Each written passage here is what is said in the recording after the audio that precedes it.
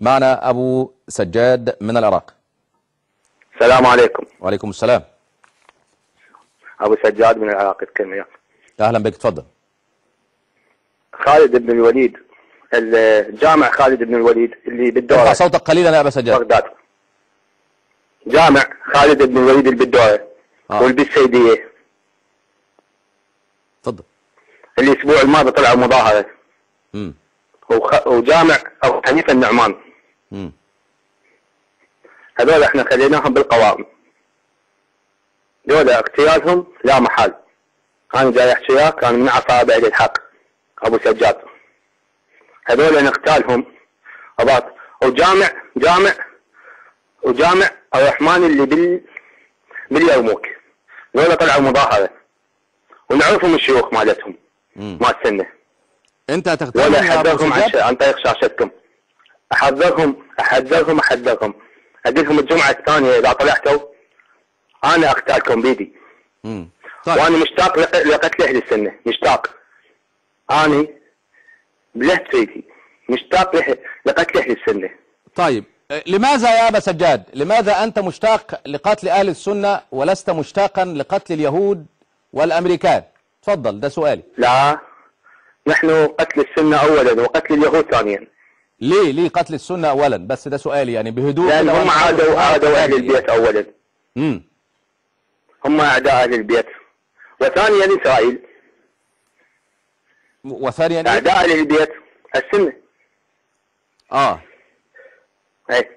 هم قد يعني بغداد، هم 20% بغداد التي اجلتها يا ابا سجاد. هم بغداد 20%. بس نهدأ به. يعني الم تكن اسرائيل التي اجلتها ملعونة في القرآن؟ ألم يكن نعم ملعونة في القرآن. واحنا قاتلنا. سبوا الله. أول من قاتل إسرائيل هو الإمام علي. يا أخي بس نسمع بعض. ممكن خليك معايا لآخر الحلقة. نعم.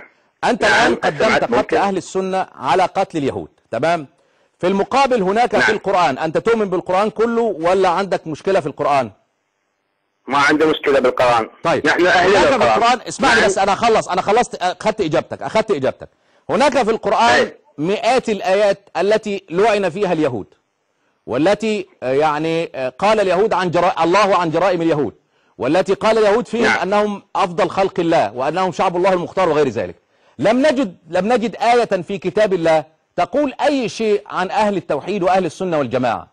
فلماذا قدمت أنت قتل السنة على اليهود رغم أن القرآن كله مليء بلعن اليهود؟ خلينا نتكلم. لا، ما أنا بسألك سؤال، خليك معايا في السؤال. يعني هنا أنت أقررت أنك تؤمن بالقرآن. القرآن هنا ذكر رجال اليهود في العالم، وأنهم آذوا النبي محمد صلى الله عليه وسلم سيد أهل البيت، وأنهم تعدوا عليه، وأنهم كادوا له المكائد، وأنهم جيشوا الجيوش ضده في غزوة الأحزاب، وغير ذلك مما تعرفه عن اليهود. طيب، السنة هنا ليس هناك آية ولا حديث ولا دليل على الإطلاق في القرآن يقول بأنهم على غير دين الإسلام. فلماذا قدمت من هم من أهل الإسلام للذبح قبل اليهود الذين تلعنهم أنت وإيران؟ خلينا نتكلم. أنا بسألك سؤال، أجبني. فضل. نعم. اللي مكن اليهود مكنهم. اللي مكن معاوية ويزيد وعمر وعائشة، ما ترمينيش اليهود. هم مكنهم اليهود. انت قلت اللي مكن اليهود، مين اللي مكن اليهود؟ اهل البيت، لقتل اهل البيت وقتل الشيعة. على الصوت شوية يا جماعة من السماعة بتاع الاستوديو. شوف هاي اللي طوس خورماتو، قتلت الشيعة طوس خورماتو. اللي قتلوا الشيعة ذولا كل واحد انقتل من الشيعة نقتل منه 100 واحد. بعد ما كنت اسامح مع السنة. السنة الآن في بغداد 10% ببغداد، والله نخليهم 1%. أنت لم تجيبني عن سؤالي يا أبا سجاد. قلت لك، سألتك تؤمن بالقرآن؟ قلت نعم. القرآن لعن اليهود في كتابه. لماذا أنت قدمت أنت وعلمائك وشيعة العراق قتل السني على اليهودي؟ بس ده سؤالي. تفضل. أنا أقول لك ليش قدمتهم. أنا أقول لك ليش. إيه؟ أنا أقول لك ليش قدمتهم. أنا أقول لك ليش. تفضل بس علي صوتك شوية. ارفع صوتك قليلا. هم اللي عاونوا اليهود. ارفع صوتك. نعم، هم اللي عاونوا اليهود. اللي هم مين؟ هم اللي عاونوا اليهود. اللي عاونوا اليهود هم السنة.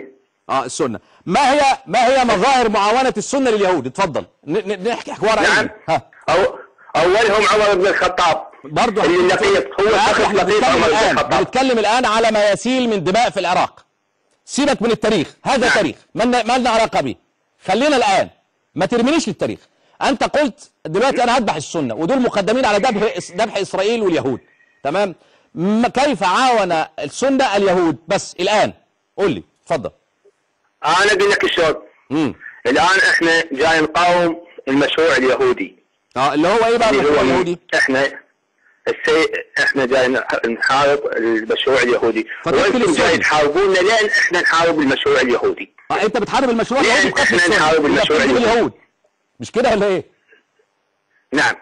يعني أنت عشان تحارب المشروع اليهودي تذبح السني، الله أكبر عليك. طب إزاي يعني؟ بس انا اقول لك شغله، انا قبل لا اختم اللقاء اقول لك شغله. لن هذول الاربع جوامع انا مخليهم بالقرار. انت بتقول السنه هم الذين عاونوا اليهود، هات لي مظاهر معاونه اليهود للسنه. السنه اليهود. بدايه. اتفضل.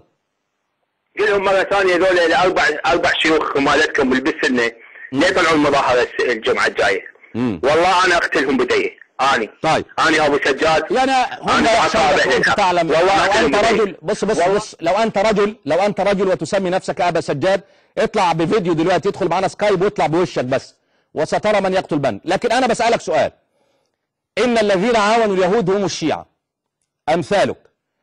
فضيحة إيران كونترا في 1986، إسرائيل تورد السلاح إلى إيران الشيعية التي تقول الموت لأمريكا والموت لإسرائيل لمدة 6 سنوات. خليك معايا ما يقطعش الخط.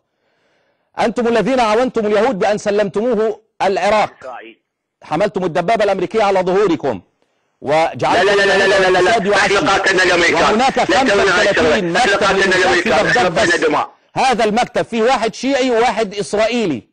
المكاتب دي اسأل عنها يا أبا سجاد في العراق في بغداد، وأيضا الموساد معشش في الإقليم الشمالي، تمام؟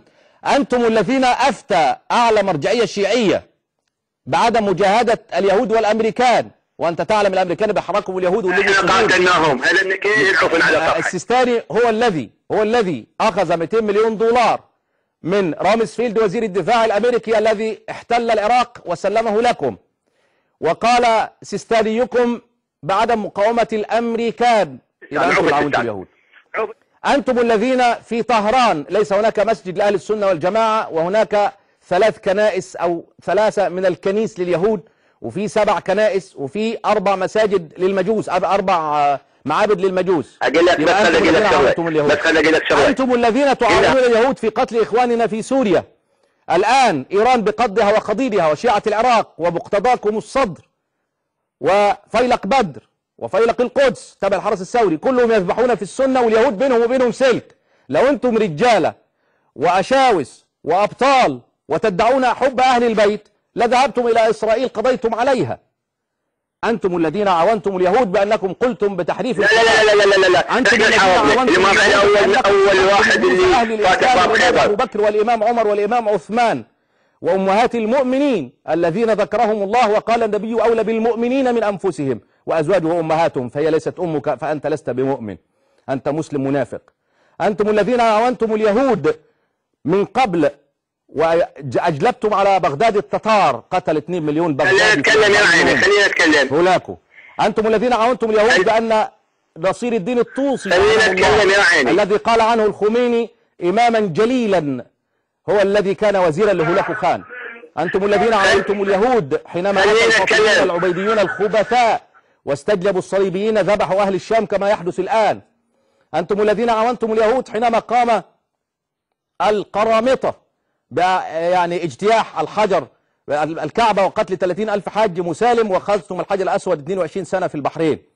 إلى يوم القيامة عاونتم اليهود والله سنتحقق في أرجلنا في بغداد. عاونتم اليهود الآن أنكم يعني تدعون عليهم وتدعون المقاومة، وقد قال خمينيكم المقبور الطريق إلى القدس يمر عبر كربلاء ومكة والمدينة، أنكم حرقتم كربلاء وأخذتموها تهدمون مكة والمدينة في عقائدكم.